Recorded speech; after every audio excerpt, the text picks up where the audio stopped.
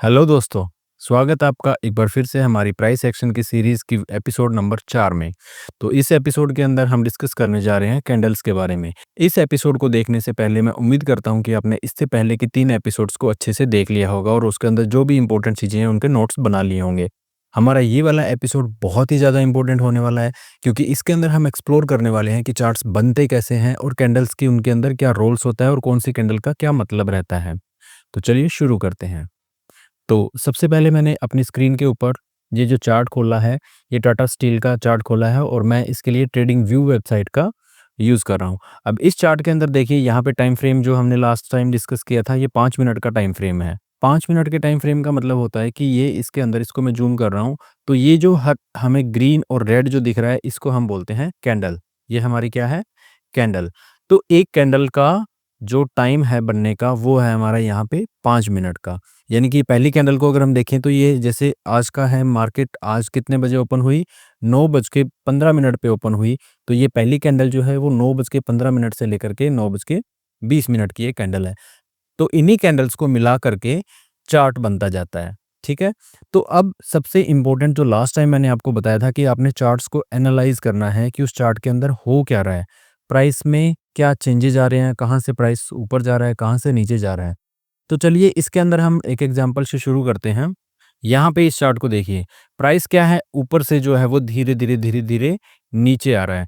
अब देखिए कभी भी प्राइस जो है वो इस सीरीज़ के अंदर नीचे नहीं आता जैसे मैंने ड्रॉ किया। देखिए प्राइस पहले नीचे आ रहा है, फिर ऊपर गया, फिर नीचे, फिर थोड़ा-सा ऊपर, फिर नीचे, फिर यहाँ पे आया और इसी तरह से ये पुल बैक इसको हम क्या बोलते हैं? पुल बैक बोलते हैं। तो प्राइस जो हमेशा वो इसी सीक्वेंस के अंदर चलता है। ऐसे अगर ऊपर जा रहा है तो इस तरह से जाएगा, ठीक है? और सेम अगर नीचे आ रहा है तो इसके अंदर आएगा। बिल्कुल स्ट्रेट कभी भी प्राइस ऊपर या नीचे नहीं जाता है और यही चीज़ें मैंने आपको ऑब्ज़र्व करने के लिए बोला था। अब यहाँ पे देखिए प्राइस अगर ऊपर जाना शुरू हुआ है तो सेम ऐसी टाइप का सीक्वेंस जो है वो बनता जाएगा और ऐसे प्राइस हमारा जो है वो ऊपर जाता जाएगा।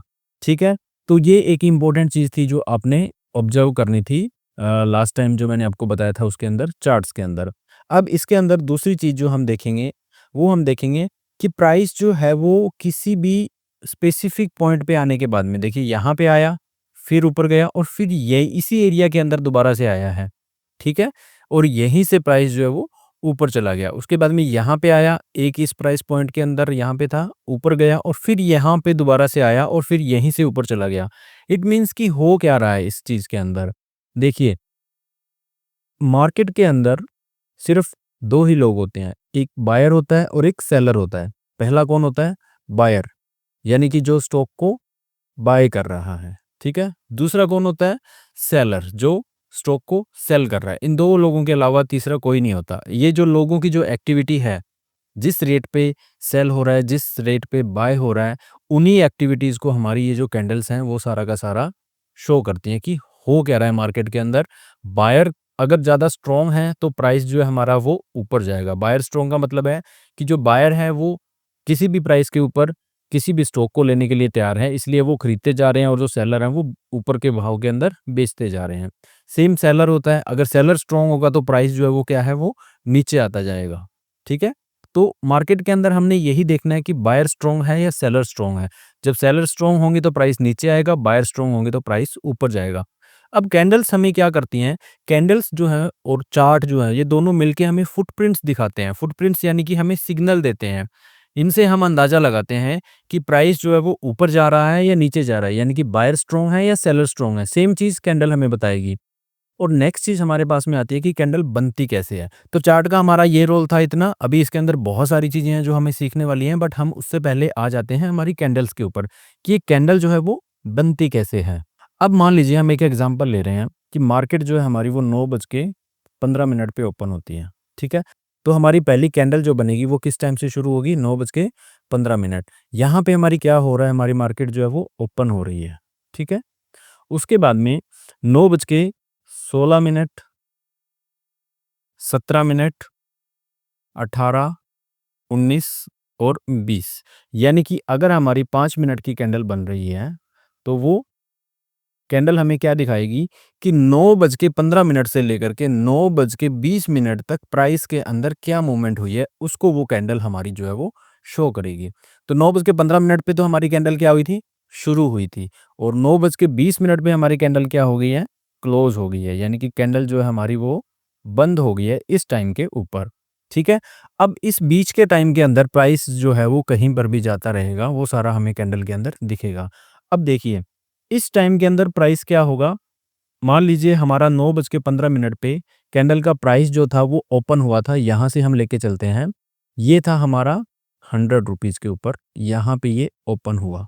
ठीक है, उसके बाद में 100 रुपीज़ पे ओपन होने के बाद में 9:17 पे हमारा प्राइस जो है वो यहाँ पे चला गया, इसको हम मान लेते हैं 102।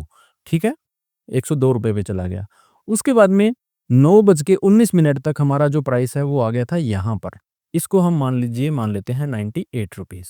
ठीक है, और लास्ट में जब 20 मिनट होने वाले थे तब हमारा प्राइस जो है वो यहाँ पे इस पॉइंट पे जाके यहाँ पे रुक गया। इस पॉइंट को हम मान लेते हैं 99 फॉर एग्जांपल। ठीक है, तो अब हमारे पास में 4 पॉइंट आ गए और एक कैंडल के अंदर ये 4 पॉइंट ही होते हैं और यही मिलके एक कैंडल को बनाते हैं। तो सबसे पहले हमारे पास ये वाला पॉइंट है, ये क्या है हमारा ओपन, और ये वाला पॉइंट हमारे पास में क्या है, क्लोज। तो ओपन और क्लोज 2 पॉइंट आ गए हमारे पास में।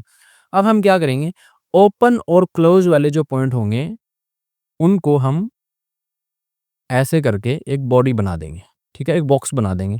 इस बॉक्स को हम क्या बोलते हैं, बॉडी। इस बॉक्स को क्या बोलेंगे, बॉडी। ठीक है, अब जो हमारे पास में 2 पॉइंट थे, ये पॉइंट क्या है, सबसे हाईएस्ट पॉइंट है जहाँ पे रेट गया, यानी कि सबसे ऊंचा पॉइंट है जहाँ पे जो हमारा प्राइस है वो गया था, इसलिए इसको हम क्या बोलेंगे, हाई। ठीक है, अब हाई को क्या करेंगे, इस कैंडल के साथ सिर्फ एक लाइन के साथ में मिलाएंगे। ठीक है, और इसके साथ में हमारे पास ये एक पॉइंट था जो नीचे वाला, ये क्या, इस पॉइंट को हम क्या बोलेंगे, लो, और इसको भी ऐसे करके हम इसके साथ में मिला देंगे। तो ये 2 लाइनें बन गई। अब इन लाइनों को हम क्या बोलते हैं, विक। क्या बोलते हैं इसको, विक। ठीक है, तो ये हमारा ये कैंडल बन गई। इस कैंडल, ये पूरी 4 चीजें हमारी मिलके एक कैंडल को बनाती हैं, ओपन, हाई, लो और क्लोज। ठीक है, तो ये 4 चीजों से हमारी कैंडल बन गई। अब देखिए हमारा प्राइस ओपन जो हुआ था वो कितने पे हुआ था, 100 रुपीज पे, और क्लोज हुआ वो कितने पे हुआ है, 99 पे, यानी कि ओपन से नीचे क्लोज हुआ है। अगर ओपन से नीचे क्लोज होगा तो इस कैंडल का जो कलर होगा वो हमेशा क्या होगा, रेड। इस कैंडल का कलर क्या होगा, रेड। और अगर हमारा प्राइस नीचे से ओपन होके ऊपर क्लोज होगा तो इस कैंडल का कलर जो क्या होगा, वो ग्रीन होगा। इसका कलर क्या होगा, ग्रीन। तो इस तरह से हमारी कैंडल्स बनती हैं। अब ये कैंडल हमें क्या दिखा रही है, ये कैंडल हमें दिखा रही है कि इस कैंडल के अंदर एक बेसिक से आइडिया के लिए मैं आपको बता देता हूं कि इसके अंदर फिर कौन स्ट्रांग है। प्राइस ऊपर से नीचे लेके चला गया तो कौन स्ट्रांग हुआ इसके अंदर, सेलर स्ट्रांग हुआ। ठीक है, अगर नीचे से ऊपर जाता तो वहां पे कौन स्ट्रांग होता, बायर। अब इसके अंदर कैंडल की बॉडी जो है वो बहुत इंपॉर्टेंट होती है, इसके साथ ही साथ विक जो होती हैं वो भी हमें बहुत कुछ बताती हैं हमारे एनालिसिस के अंदर। अब इस कैंडल की शेप ऐसी बनी है इस प्राइस के अकॉर्डिंग। तो अलग-अलग प्राइस पॉइंट्स के अंदर ज़रूरी नहीं है कि हर बार ऐसे ही 5 मिनट के अंदर जो हमारी कैंडल की या प्राइस की एक्टिविटी होगी ऐसी रहेगी।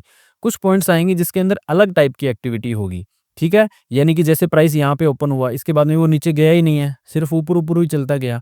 तो इस कैंडल के अंदर क्या होगा, मान लो यहाँ पे ओपन हुआ, ओपन होने के बाद में वो सीधा ऊपर ही जा रहा है, ठीक है? और हाई यहाँ तक गया और क्लोज़ यहाँ पे हो गया, तो इसमें कोई नीचे का विक बना ही नहीं, तो यही हमारा ओपन होगा और यही हमारा लो होगा। तो इस टाइम के अंदर जो कैंडल बनेगी वो हमारी फिर ऐसी बनेगी और वो कैंडल ग्रीन बनेगी, ठीक है?